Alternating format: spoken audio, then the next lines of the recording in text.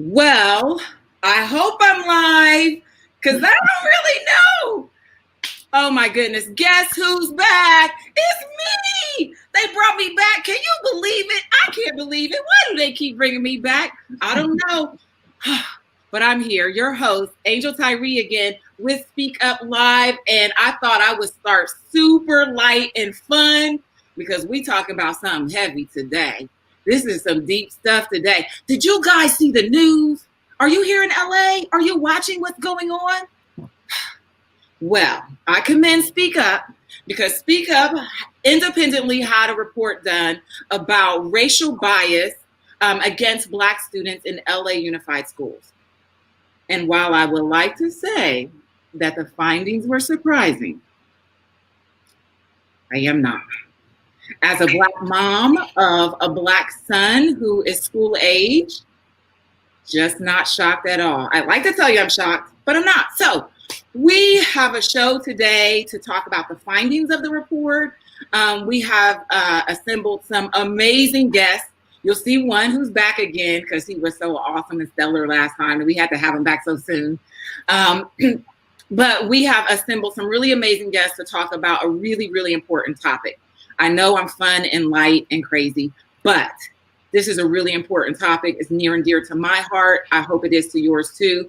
But I can tell you today, it is time for a change. It is time for something to happen. It is time not only for our voices to be heard, but for something to be done. So without further ado, I'm going to introduce my co-host to you today. You guys know her. She is Renee Bailey, and I'm so happy to have her back as my co-host again today. Hi, Renee. Thank you for joining us. Hi. I just want you guys to know no one gets as excited to see me but Angel. So this makes me feel good. But as Angel said, we are going to be discussing some pretty heavy topics today, talking about racial bias here in LAUSD. And, you know, me, myself, I'm actually a mother of 2 kids who are part of LAUSD. So a lot of the sentiments that's expressed in the report is some of the things that I've actually experienced myself. So as we get into it, Angel, should I go ahead and pass the baton and have the guests introduce themselves? Absolutely. All right, we'll start with Miss Ashley. If you can introduce yourself, introduce yourself and tell us about the company you're with. Sure. So I'm Ashley Northington. I am the Vice President and Managing Director for R.W. Jones Agency, a national strategic communications and issues management firm. It's the largest boutique agency explicitly focused on education, and we partnered with Speak Up to help produce and publicize the report.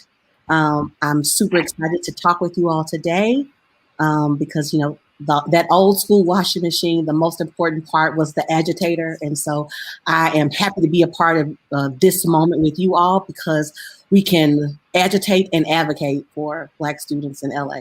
So thank you for having me. Absolutely. So now I'm going to pass the baton to Mr. Lawson. You were here before, and I'm so glad to have you back. If you can introduce yourself, where you're from, and also give us a little bit of your educational background as well. Thank you very much. Thank you for having me. Michael Lawson. I am the president and CEO of the Los Angeles Urban League. We are celebrating our 100th anniversary of being in Los Angeles, focusing on our community. Economic empowerment is the cornerstone of what we do. I grew up in Los Angeles, wasn't born here. I was born in Little Rock, Arkansas. My family moved to Los Angeles in 1962. And so I spent most of my educational time in Los Angeles in LAUSD. Went to Westchester High School when they were just beginning to allow us to come to Westchester High School. There were 7 Blacks in my class. I went from there to Loyola Marymount and from there to Harvard Law School. I am happy to be here and looking forward to this conversation. Thank you so much. We are excited to have you with us. Miss Kiana, if you could tell us about yourself and the organization you're with. Absolutely. I am so excited to be a part of the conversation. So thank you all for allowing me to join in with you. My name is Dr. Kiana O'Leary. I have served 10 years in the classroom, 10 years as a school administrator, both in the private and district sector. I am now transitioning to higher education this fall as an assistant professor for Texas A&M International University.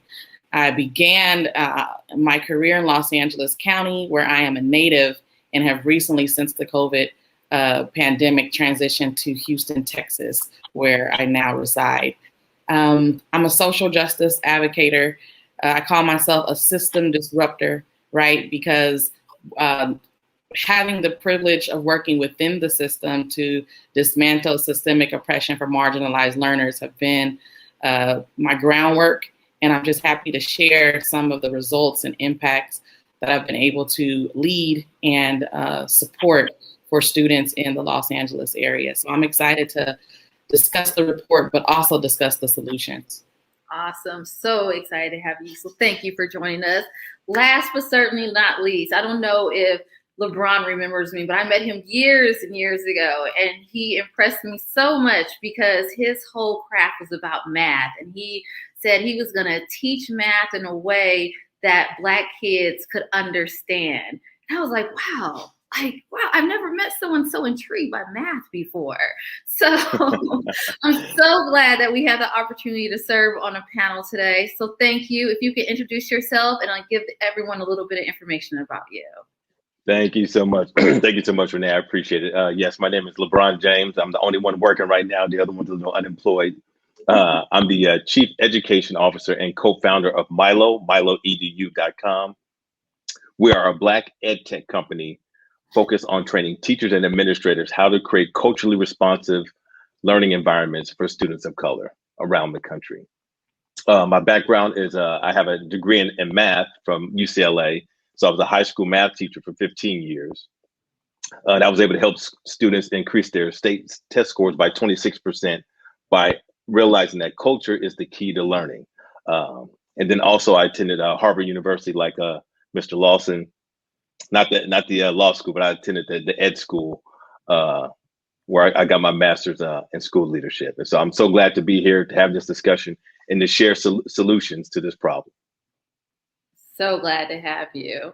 So as we jump into this dialogue, we're going to have Ashley start off first. And Ashley's going to kind of dissect the report for us in a fashion that is timely and suitable for everyone here. So Ashley, I'm going to go ahead and pass it to you.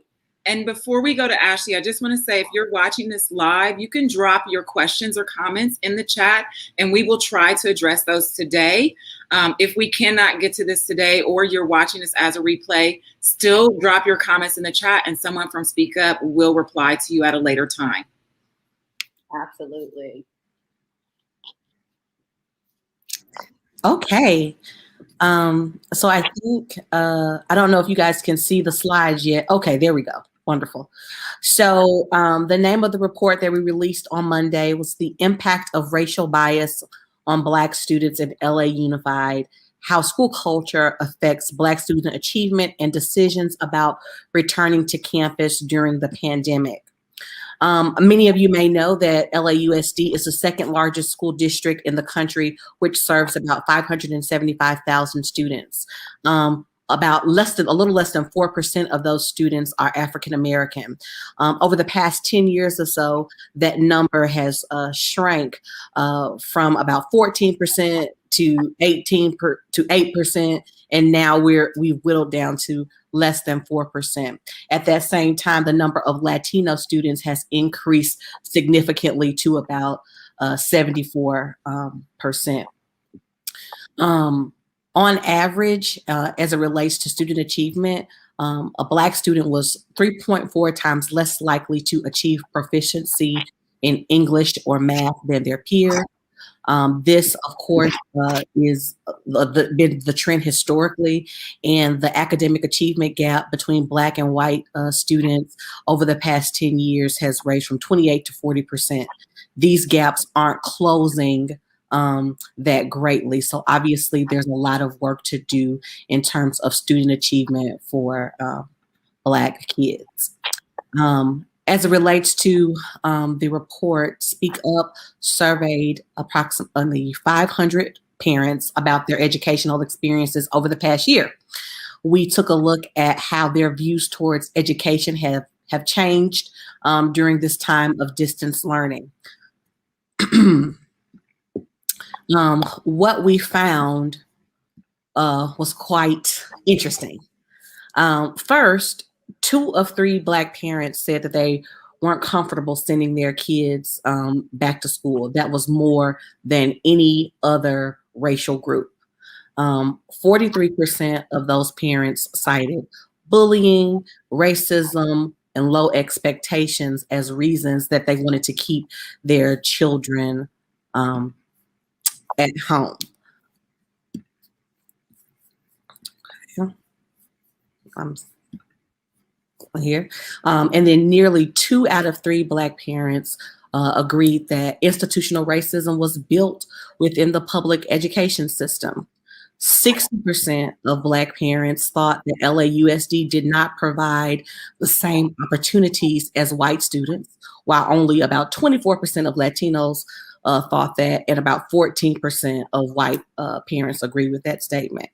And then fewer Black parents reported that the school supported their child's racial identity. So we've heard a lot from parents here about feeling isolated and tokenized and voiceless, and that their kids were in environments that weren't suitable or comfortable for them. Let's see, I think you can see, and these charts and graphs just kind of explain in more detail about the breakdown between races of how parents felt. And I think there's another slide of that. So here are the key findings. 2 of 3 parents, Black parents, said they didn't want to send their kids back to school. While many people cited COVID as a factor, 43% of those people said they kept their children home, again, because of bullying, racism, and low academic standards for Black children. Black parents were more likely than any other group to say that their kids' educational experience, including the behavior and the support that they received from teachers, actually improved during distance learning. Now, that finding is key. We've talked about how parents have felt while their kids were in school, but when they're out of school, they felt like the situation improved. And Black and Latino families have different views on whether or not their child's school has been addressing racism and culture during the pandemic. Okay, so about 52% of Black parents felt that the school was addressing these issues, while about 32% disagreed. So we have that. Do you want to stop here? I think I do. I mean, you gave quite a bit of information. Now it's a moment. It takes us a moment to kind of digest that information and to listen to figure out what we actually listen to. But one thing I want to point out is that, you mentioned earlier, LAUSD has a Black student population of roughly 8%. It sounds like a large number, but realistically, when you look at that 8%, you pull that out in comparison to other school districts in California, that is as large as Riverside Unified School District and Oakland Unified School District. So when we look at, there being systemic racism and issues within LAUSD, a lot of Black lives are being affected. Do we want to move forward, Renee, or do we want to? Well, I just want to tap onto one thing that actually hits in the report is where it talks about how Black parents, one of the things that they struggle with in regards to LAUSD school districts is the low expectations that are set for our Black students. In addition to that, the overall culture when it comes to seeing our children who are oftentimes not seen or feel a lack of respect by those in the system. So with that information, I know that LeBron, Kiana, Mr. Lawson, you guys had an opportunity to read the report. When you listen to some of the highlights that Ashley have announced and what you read, how did that resonate with you guys, like from your professional or personal experience, and your response to the report? Mr. Lawson, I'll start with you.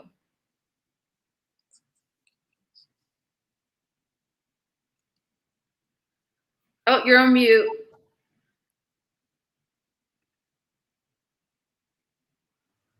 Mr. Lawson. There we go. So my apologies.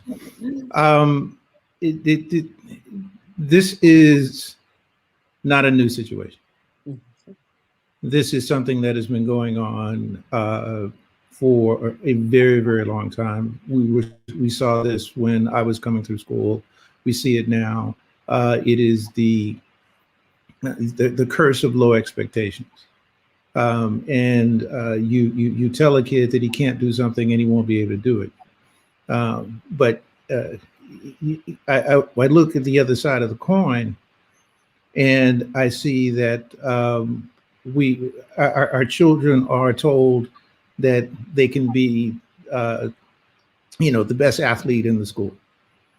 And the difference between being a great athlete and a great thinker is nothing, quite frankly. The only reason you're a great athlete is because you spend more time practicing. If you spent more time reading, you would be a great reader. And what is it that these teachers are doing? They're encouraging the athletics. They're not encouraging the reading. And this was going on when I was a child, and is still going on now. And a big part of it is the fact that we are not taught who we are and where we came from. One of the things that I repeat several times is that when I was coming up through school, and I'm old enough, when I was growing up in Arkansas, the schools were completely and totally segregated. We had Black teachers, but this is not a Black teacher thing. This is an evidence of how the system is rigged to make sure that our children don't think that they are as good as they actually are. When I was in the first and second grade, we were taught two numbers, Roman numerals and Arabic numerals. At some point, they stopped calling them Arabic numerals anymore, because that would give too much credence to the fact that the numbering system that we use today came out of Africa. You cannot be taught geometry without learning about the Greek culture. But you have to learn algebra, and nobody tells you where it came from. That algebra came from Africa. These types of historical links have impact. And we cannot allow this system to ignore the fact that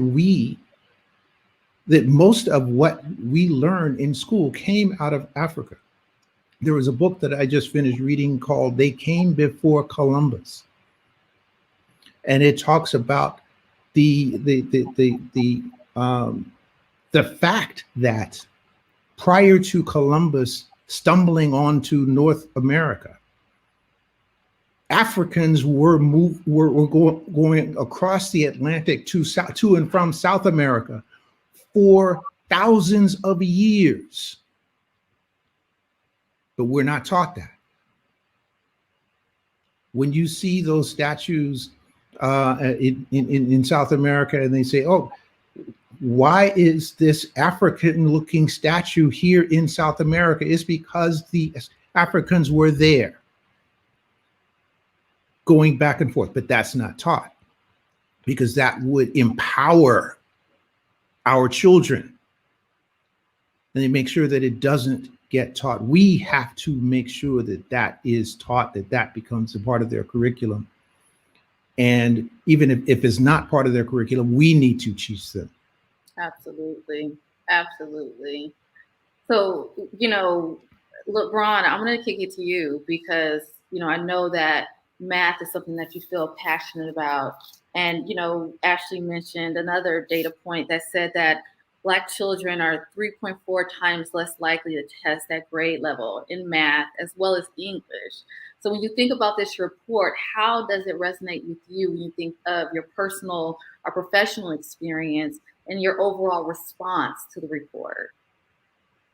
Yeah, much like Mr. Lawson said, it's about identity. And so as a mathematician, being a mathematician, it was hard for me to have an identity as a mathematician because society kept telling me, LeBron, you're an athlete. LeBron, you should be a rapper. And I'm like, no, I'm a nerd. I'm a mathematician. So I kept getting these conflicting messages. And so whenever I engage with Black students, I said, first, you're a scholar. All of you are scholars. Second of all, every last one of you are mathematicians. And they said, well, how can you call me a mathematician? I said, well, you're selling that candy out of your bag. How much you buy it for? How much you selling it for? Are you making a profit? Yeah, I'm making a 20% profit. So when you talk to kids about their life experience, the intellect comes out, the mathematical skills come out, the critical thinking skills come out. Do you know how intelligent you have to be an athlete? You have to be extremely intelligent. You have to make this split-second decisions based on data, based on patterns. But we're not told that we're geniuses in these contexts, which is the problem. And it goes back to culture. It has to go with how they value us. They value us as entertainment. They value us as athletes. That's where they see the value. So I'm always laughing at these school districts where we make up the smallest percentage, but we have the biggest impact on the entire school. We set the style. We set what's popular, what's not popular. People have school pride because of the things that we do in the school. There would be no school pride. So we have such a huge impact on schools, but we don't get the benefit, the intellectual academic benefit of what we're contributing. And we have to demand the school, even if it's 3% of us, we're bringing in more money than any other group of people on the campus. You look at the sports programs, you look at the booster clubs, we are the ones who activate what happens in the school. And as you all know, if it's 2 or 3 of us, everyone wants to be like us. So we have a huge impact, but we have to demand they provide us the academic support that we need. And rather than taking our culture, give us back our own culture. Tell us who we are, not who you see us as, but tell us who we really are so that we can grow and prosper. So that's just one point I want to share. Thank you. Thank you for sharing that. And Kiana, I want to throw it to you. I mean, with your own experience within LAUSD, listening to the report, I know there was no surprises at all, but how did the report and the facts that were reported resonate with you in your own experience, professionally or personally? Yeah, so I'm a product of LAUSD. And so reflecting back on my experience as a student and going to my alma mater and seeing that the high population of African Americans are no longer there, and wondering and speaking with the principal to really try to grapple with this idea of students leaving their communities and leaving their homes and migrating to other places, right? So we know that there is economical empowerment that families are trying to attain, which is causing them to relocate elsewhere. We also know that, going back to a previous question that that Ashley really expounded upon regarding our Latinos perspective, another idea that I want to throw out there is legislation, right? Legislation on the table requires districts to put funding towards supporting populations of students where that legislation is tied to. And unfortunately, in the state of California, there is no legislation that requires school districts to allocate funding specifically towards achievement for African American learners. Those things are starting to arise, but our Latino populations, they have specific monies that are required to be spent by principals and site leaders, where these students receive extra support, where we receive extra staff members who speak languages that would disseminate any of those language barriers, right? And so where there is legislation, where there is funding, where there is policy, there is action. And we haven't come together to really enforce by numbers that the California Department of Education really requires that there be funding allocated specifically to the student achievement of Black learners. So I just wanted to throw that one out there as well.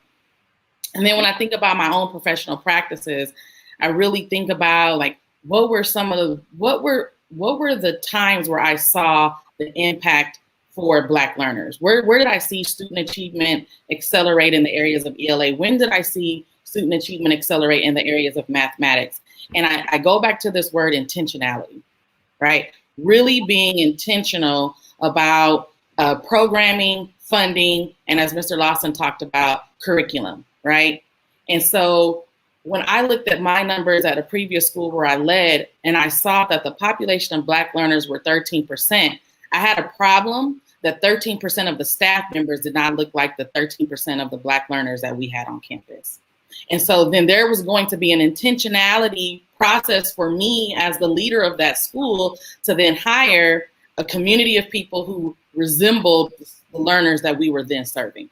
And then once I got the numbers up where I had 13% of not just teaching staff, we're talking about classified staff inside of those offices. So when parents are greeted, they're welcomed, right? We're talking about maintenance staff on the campuses so that students can communicate and see people who look like them serving their community, their village. And once I was able to get the numbers up to then resemble the population of Black learners we still needed to dig deeper because those persons had experienced systemic oppression in their experience of education.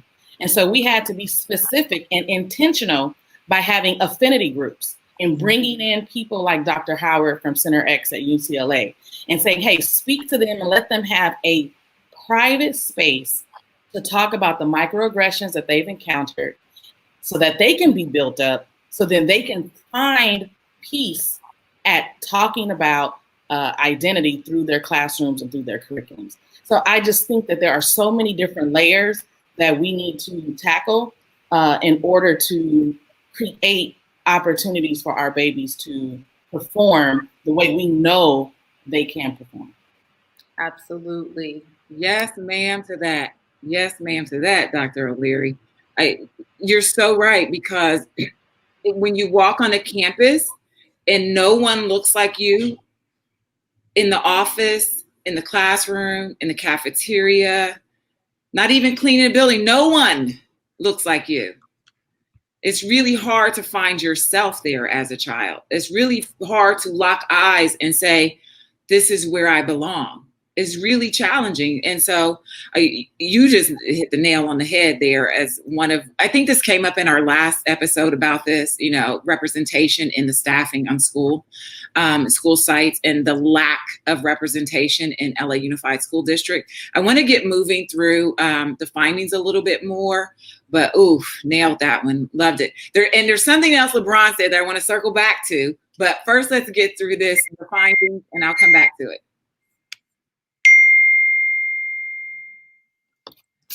Okay.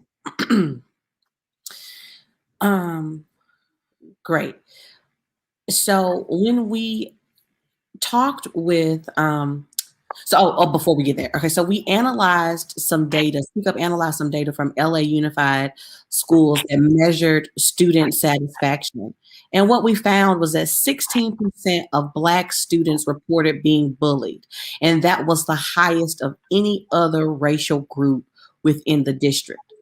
Only 44% of Black students felt like they were treated with respect by the adults within the school. And that was the lowest of any other racial group. So, that's just a chart that talks a little bit more about that racial breakdown. Another part of this report highlighted parent voices, which was really important because we use that to help shape the narrative of what we share with the public. And so I had the pleasure of facilitating those focus groups. We had 4 focus groups with several parents participating. And what we found was that Black parents essentially described a system that is indifferent and sometimes hostile to their children. As the number of Latino students grew and the number of Black students decreased, Black parents felt isolated, tokenized, made to feel like they were being angry and not welcome in school environments. And we have several anecdotes and quotes within the report that kind of highlight and punctuate the parent experience within LAUSD.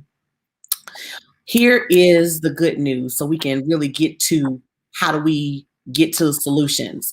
The good news is that LAUSD has an influx of COVID relief dollars, including $375 million that'll be dedicated to serving schools that support Black students. So what we've got to think about is how do we use this funding to address the systemic racism and the challenges that Black students and their families face within the district. And so, yeah, now I'm happy to talk about solutions and moving forward. So wait a second, I see LeBron's hands. Is that because you want to jump into this data? Because one thing that stuck out to me was the $375 million that's allocated to Black students. I haven't got the memo. I don't know if you guys have, but I haven't got the memo on how that $375 million is going to be spent. So right. I think that's a big question. You know, do parents have say in how that money is going to be spent? Right. Not only are they going to have say, I mean, what do we say? Like, what are some recommendations that we have when it comes to that $375 million? We're all Black parents here. Right. You know what, Renee? It's interesting because they always throw money at the problem, but what they don't throw is our brain power into the problem. And so I just want to give just one scenario of how that can work. Our kids learn best when they have teachers that they like. You learn from who you like. If I feel we have a connection, my brain feels safe, my prefrontal cortex opens up and information can get in. Currently, we don't feel safe in these schools, so it's closed up. I learned that in teaching in private schools. It's the number one reason people pay money for private schools is not for education, it's for safety. Safety and relationship with teachers. So what we have to do is we have to create with that money is we got to find the most highly effective teachers who understand our culture. And we use this technology, like this distance learning, so our kids can go play sports, be in clubs, chess club, but when they get instruction, it has to be only from the highly effective teachers who understand their culture. And so if Kiana is a great teacher, through technology, she can teach 300 or 400 kids. And because they connect with her, it's different than being in a class with 30 or 40 kids. I'd rather have her highly effective online than being face-to-face, being bullied, ignored, having low expectations. So we really got to change our mindset and vision of what does education look like. And this pandemic has opened up an opportunity for us to reshape what education looks like.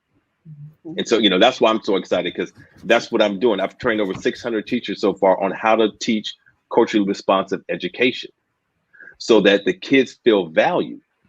And when they feel valued and you understand their culture, they excel. And the last part I'll put on this, because this is what they always say. Well, if you want to teach Black kids, you have to have Black teachers.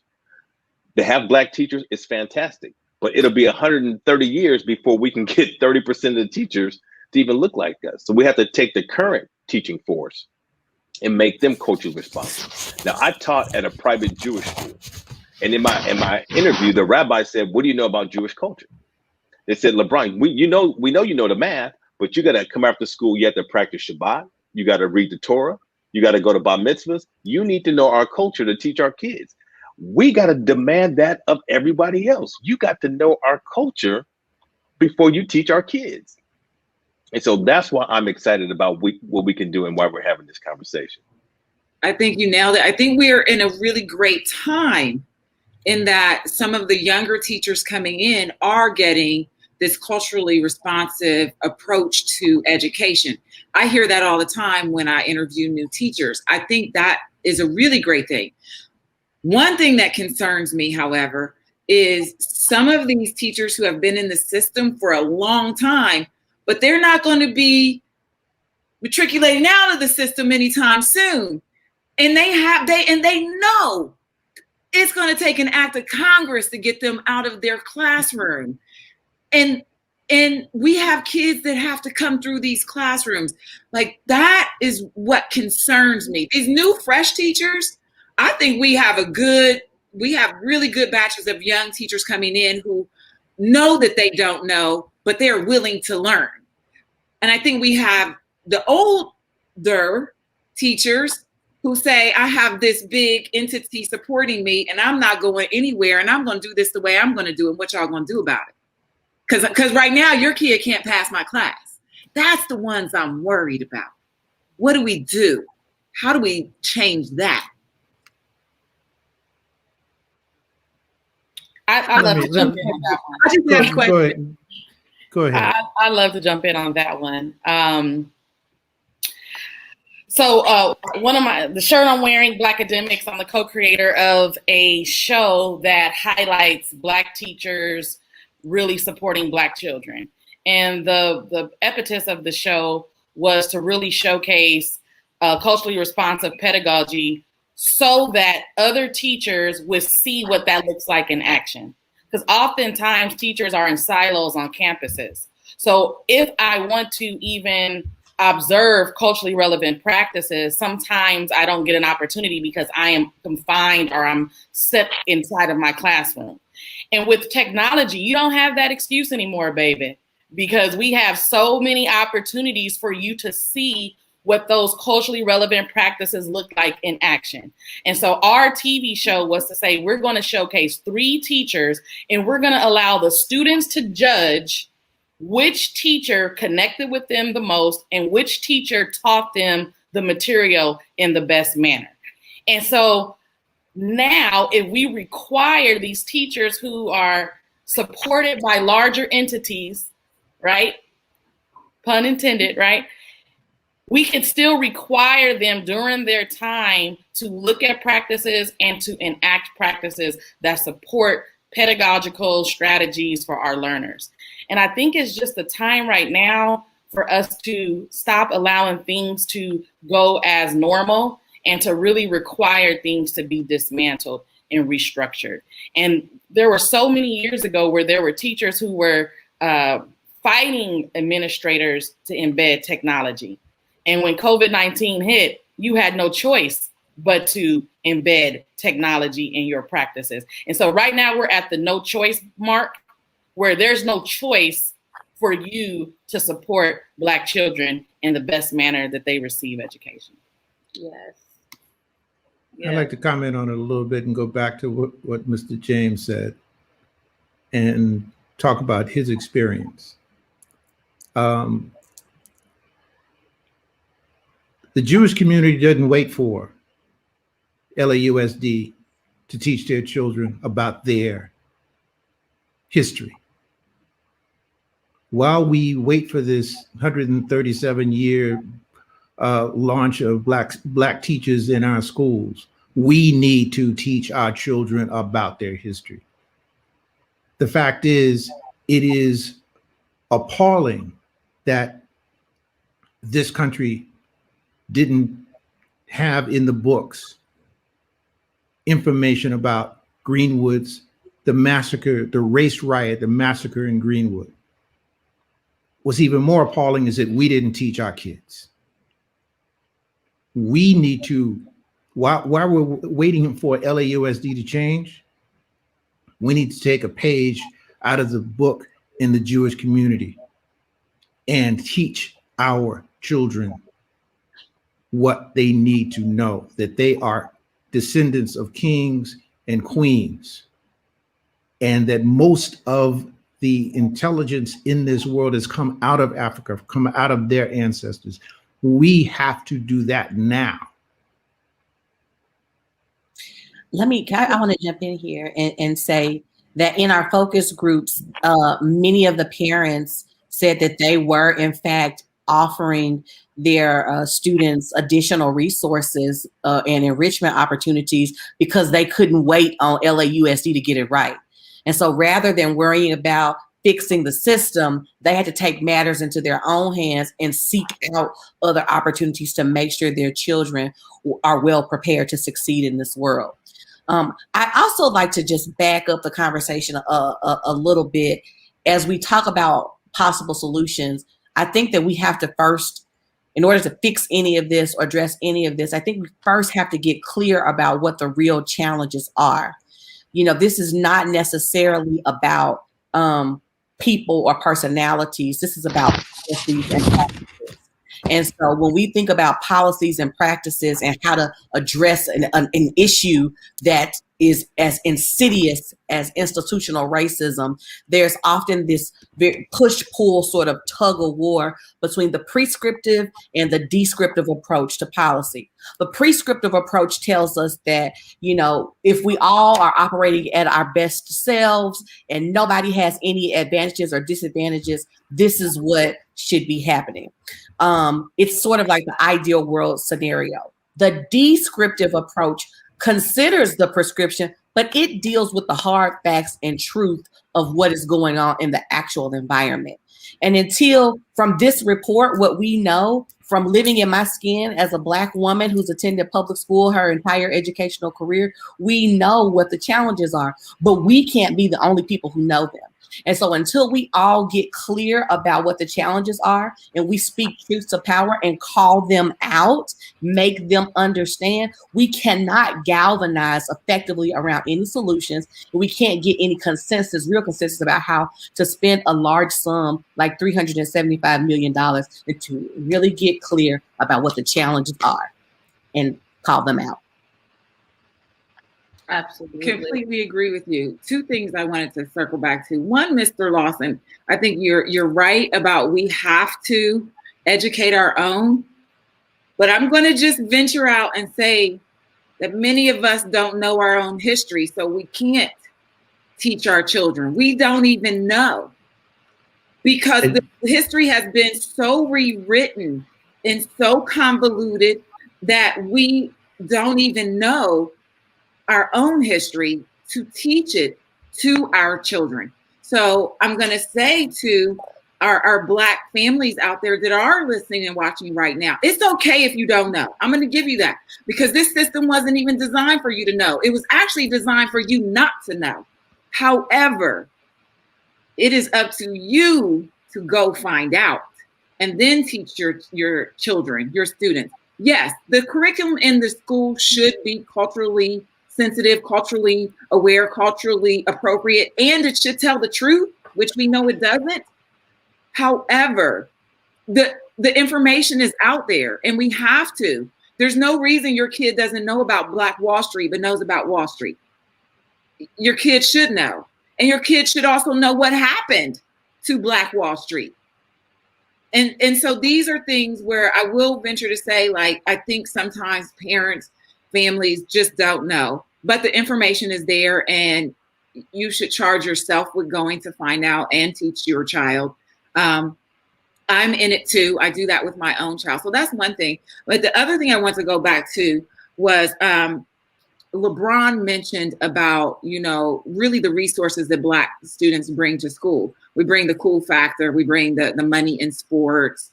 You know, we know athletic departments are really big drivers of schools. And so, you know, your child can be pushed into athletics, whether they want it to or not. You know, my son was asked oftentimes about, are you an athlete? Are you an athlete? Because he's really tall. And he will tell you in a heartbeat, theater is my sport, because he's not into sports, you know. However, you must understand the systems that are in place. These systems have been here for years. The country was built on a system, on the backs of free labor. The labor system was slavery. Your kids are bringing money to the schools and they are pushing your kids into athletics because that brings so much money to the schools. You got to understand these systems are the same. They just look different. It's the systems. And I'm not saying you shouldn't have your child in sports. I'm all for athletics. But I'm saying that your kid may be able to excel in something else also. And we shouldn't train our children to believe that the only way out of this poor economic situation that we are in by and large is through athletics or through entertainment. We shouldn't teach our children that. If you're going to teach them that, teach them to own the team, not be on the team. Not that being an athlete is wrong, but you understand, like, we have to understand the alignment of the systems and how the systems are not broken, and that we are here, as Miss O'Leary said, to buck the current and break the system. So now let's roll into that. How we buck this current and break the system. Well, that unfortunately, I'm going to have to leave a little bit earlier than I wanted to, but it starts with us collectively doing the things that you just said, getting this information, gathering this information, and teaching it to each other. Listen, we managed to get to church every Sunday and read about the historical references in the Bible.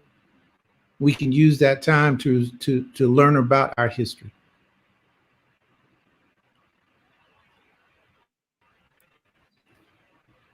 So true.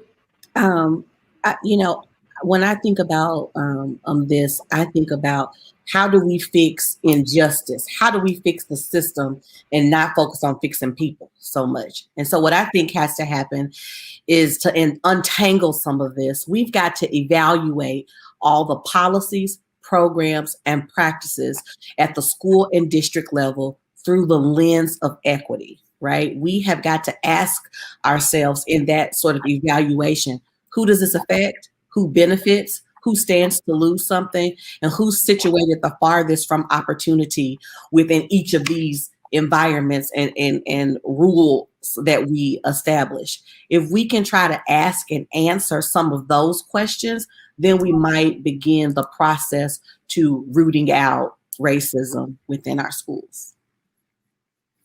Absolutely.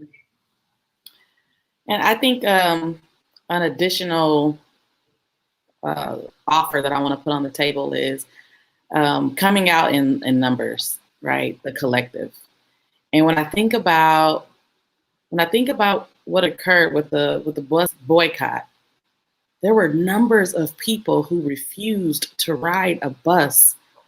This didn't happen just in weeks. There were months and months and months of them traveling by foot to far places because they were refusing to utilize public transportation because what had occurred to our sister Rosa Parks. They stopped using the system so that there would be opportunity to be heard. And I think that when we come out in numbers, and we saw what happened last summer, right? When we come out in numbers, we are heard. And I think that it's time for us to first come together to have conversations about what it is that we want, and then go out in numbers so that our voices are heard and they're heard effectively. I couldn't agree more. I think to shift, it's going to be a movement. It's going, just like we saw over the summer, exactly, just like the boycott of the bus system. It's going to take a movement.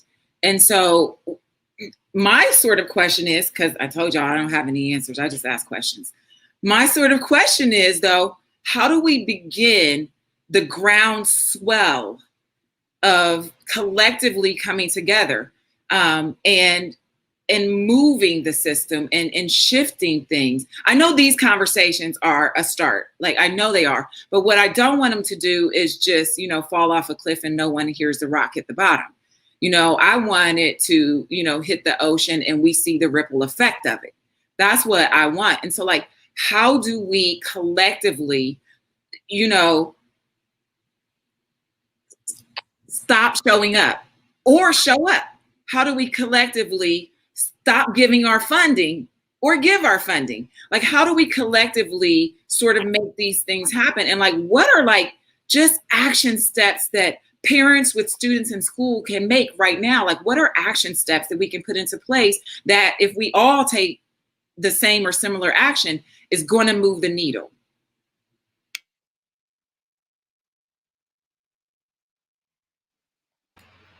One thing I want to offer is go ahead. Go ahead. Yeah, is is that parent engagement is huge, and so we have to hold the teachers and school leaders accountable for our kids. So they don't have accountability. We have to say, you have to deliver high quality education to my child. And if not, I'm going to the principal. Principal, I'm going to the superintendent. Superintendent, I'm going to the board of education. Because there's where the buck stops is someone's job has got to be on the line. But we just, as a community, we don't hold the school accountable. We have to hold them accountable. If each parent holds their teachers responsible, you start to see change. So when I was in private schools, the parents would always come to me and say, here's my expectations for my child. LeBron, I'm holding you responsible for meeting those expectations.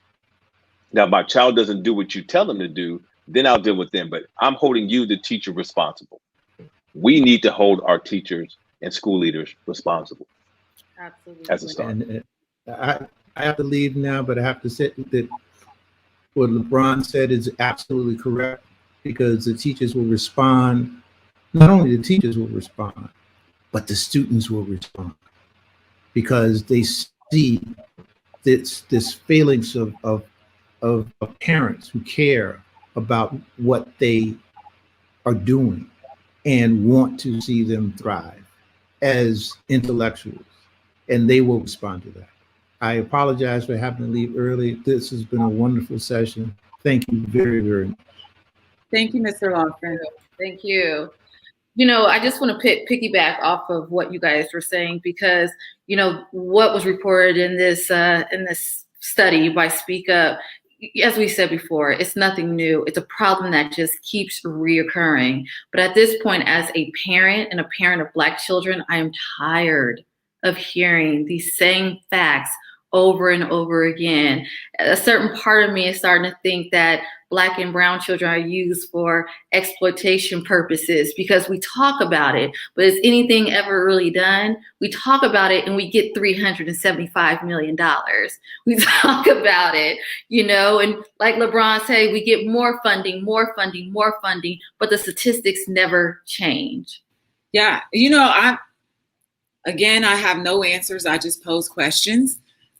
However, I'm inclined to believe that, if 3,000 parents showed up, Black parents, not just parents, Black parents showed up at the next board meeting and said, hey, we want X, Y, and Z to happen, I'm inclined to believe at least X and Y, if not Z, is going to happen.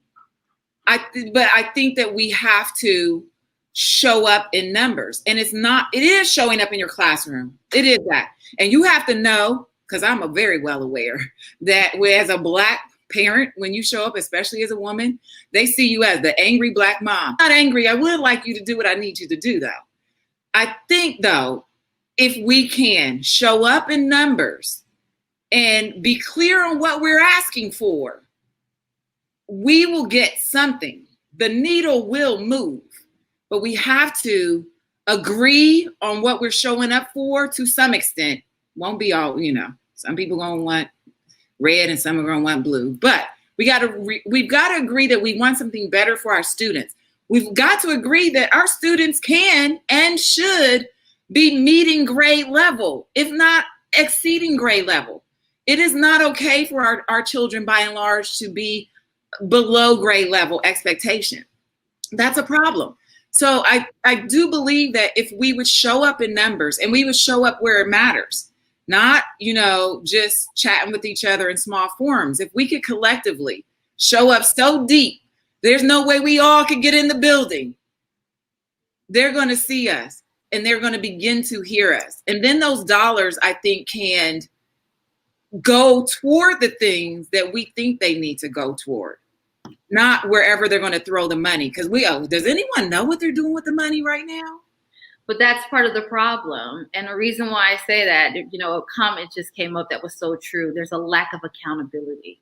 So not only must we as parents show up and make our voices heard, but we need to hold their feet to the fire with real accountability measures to make sure that things are being done. Because right now there's a whole lot of talk, There's a whole lot of suggestions for solutions, but there's not many problems that are actually being solved. I hear that. We're going to get to a wrapping time, but before we do, I'm coming to you, Miss O'Leary. I'm coming to you, Dr. O'Leary. Trust me, I am. Before we wrap up, I want all of our guests, I'm going to start with Miss Ashley and then Mr. James or LeBron, and then Dr. O'Leary. I want to ask you all, if you were going to give parents a to-do right now, just one to-do right now, what would you tell our parents to do right now? I think I tell parents to get engaged in the African American Parent Advocacy Team so that they can become informed, organize themselves, and learn how to show up, because we know that power concedes nothing without a demand. And so, again, going back to that agitator thing I said earlier today, they've got to show up, get informed, and agitate the system to get what they need. That's what I'd say. That's a great point. I'm gonna go back to what my mom did for me. She was like my biggest advocate and supporter. So the first thing parents need to do is you tell your child every day you are a genius. And you have to raise your child as though they were a genius. You got to say, if I'm raising a genius, what would I do to raise a genius? That's the first question you have to ask. And then, like I said, you have to advocate in the school, because everyone knew if they saw Mrs. James, they saw my mama come to school, she was either coming to cuss out a teacher or coming to whoop my butt. But she was doing one of those two things. So we got to hold our teachers to high accountability and hold our children to high accountability standards. We got to treat them like a genius. We treat them like a genius, and we demand everyone else treats them like a genius. Then we'll start to see some changes. I agree with both of my panel colleagues. I think I would just add, as a parent, one thing I did was I wrote a letter every year to my daughter's teachers saying, this is the child that I'm hoping to raise, and I need your partnership in making sure that she becomes our end goal for our family. And so there were no guesses or any excuses when she was not treated as the young lady that we were trying to raise in our household. And so I would just go circle back to highlighting certain words in the letter, because you all signed off and I got your signature on back to school night that you read and you clearly understood the child that you have in this classroom that I was able to birth. So I don't know how you've treated others. So, that has led to them changing an entire course to an honors course, because you don't have enough room for my child to be in honors, then you should change the entire section that she's currently in to an honors course, because she is an honors student. So we've done that in LA Unified, right? Because of the expectations that I have for my child, which was communicated by letter and signature received by every single last one of her teachers from preschool through 12th grade. I love it. You did a parent contract with the teacher. Yes. And then I would say, then as an educator, one of the things that I did in a district in LA County, North LA County, we had our APAC group, our African American Parent Advisory Council. We went to the churches. We went to the Pop Warner football games. We went to the barbershops and the beauty salons, and we tried to get all the parents to come out to be a part of the council. And what happened is we were able to see and hear the lived experience of our parents. And I'll never forget one parent who said this: when my 16-year-old walks into your classroom with his hood on and your first response is fear, I have a problem with that. You are incapable of teaching him if you are afraid of him. And what that did that night, when we had all of our school officials, a large group of parents assembling inside of an auditorium, what that did, it pushed the envelope. It pushed the envelope, which then required the district to put aside $300,000 to ensure that every single administrator in their district received unconscious bias training so that they were culturally adept on how to receive and serve Black males. right? Then it further pushed the envelope where every single school had a Black representation inside of the office staff. So when you first walked in the office, you were greeted. I say all that to say, I've seen the results of discipline for our Black children declining, achievement increasing and accelerating after parents come out in numbers, raising their voices and demanding results. Well, I hear a Speak Up in Person rally coming. Mark that one on your calendar. Thank you, guys. Thank you so much for being a part of this conversation. I know that we're not going to fix it all in one show, but these conversations have to happen so that we can begin to collectively pool our resources, pool our time, pool our energy, and affect change. Our babies are coming up through this system. They're going to be adults soon, and they're going to be out here pushing for change for theirs. We got to do our part, parents. We got to do our parts. If you're not a parent and you're a community member, still need you to do your part. Show up for our kids, show up for our communities. We know we're brilliant. I tell myself I'm brilliant every day. We know we're brilliant, right? We need to hold them accountable for helping our children to achieve their brilliance in this school system. So thank you, Speak Up, for, having this report done. I know we're a little over time, and I honor and respect time, so I'm going to let you guys go, but thank you so much for just doing the report, because the hard numbers don't lie. The facts don't lie. So we've got some numbers to work with here. We have some facts to work with here. We know this is not LA Unified exclusive. New York, the largest school district, just came out with a report very similar last week. We know this is a nationwide problem. And so to begin to fix it, you showed up today. I thank you for that. Do your part. Do your part. When we have that rally that Renee is going to host, show up. Renee, thank you for being my co-host here. You have done an amazing job. Thank you to the entire Speak Up team. Thank you to everyone who came on board. These conversations will continue. We're not letting up. This is Full Court Press in education. Bam. We'll see you next time. If you didn't share it, share it. If you didn't like it, like it. We need you here for our next conversation. So come on back. We're going to move this needle until the needle breaks, and then we're going to get a new one, and we're going to come back again. See you next time, guys. Thank you so much.